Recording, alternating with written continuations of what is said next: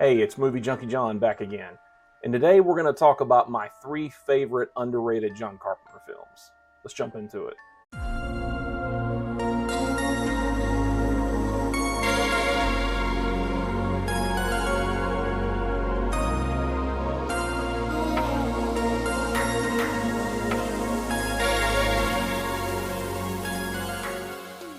So obviously John Carpenter is one of the best directors ever. He's legendary. He's got a lot of great movies and a lot of movies that people love, like Halloween, The Thing, They Live. So many classics to choose from. What's interesting is some of his best movies are often the ones that are underrated and not even horror. I'm going to go into 3 of my favorite John Carpenter films that I feel are personally a little bit underrated. First John Carpenter film that I feel like is really underrated, Assault on Precinct 13. This movie is awesome. It's kind of like Western, sort of like Rio Bravo. The premise is essentially about a cop who's at an abandoned police station and he's got to take it over for the weekend before they close it down in LA. So he's got a few prisoners coming in. They're closing down the police station. Not a lot's going on. So these gang members come and try to attack the precinct and basically take out the personnel and the cops that are still there, because they have this blood oath where they got to kill cops. And it basically goes back to at the beginning of the movie where a gang member was killed in a police riot, and it turns into this whole revenge thing. So it's a really cool movie. It's kind of like a thriller. It's very intense, but it's basically like a Western, right? It's like Rio Bravo.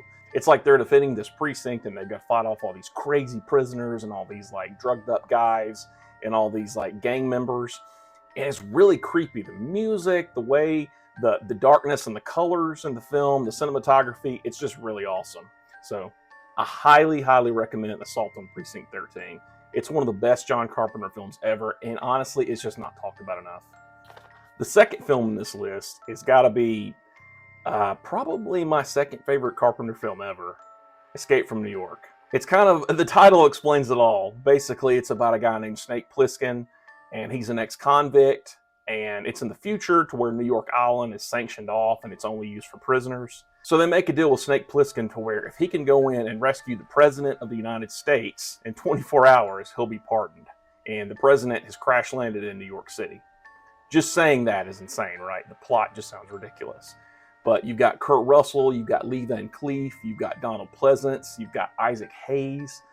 The cast in this is so awesome. The music is really like 80s and kind of funky. The score, the cinematography is brilliant. The action, the set pieces.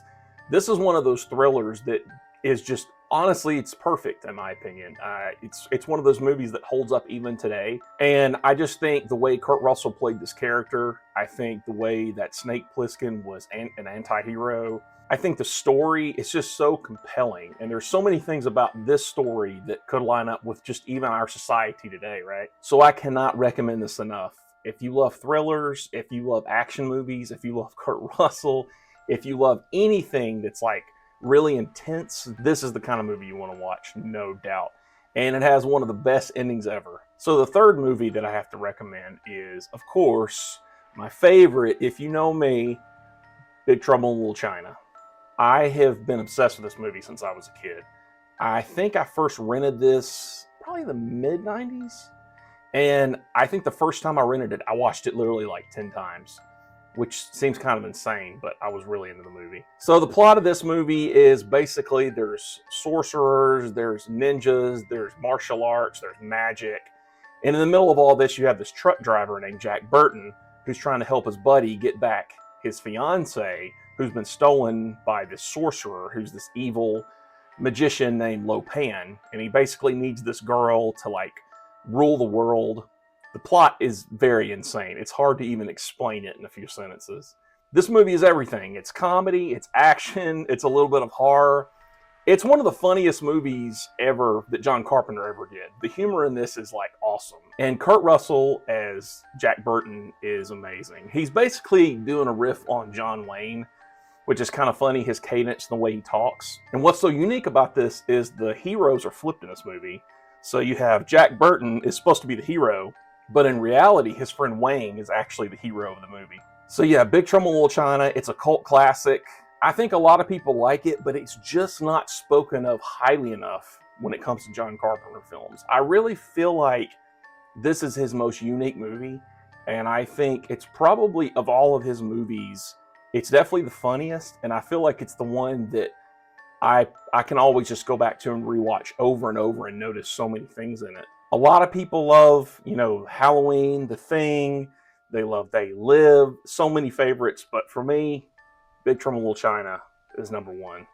Thanks again for watching, and I'll see you in the next go-around. Later.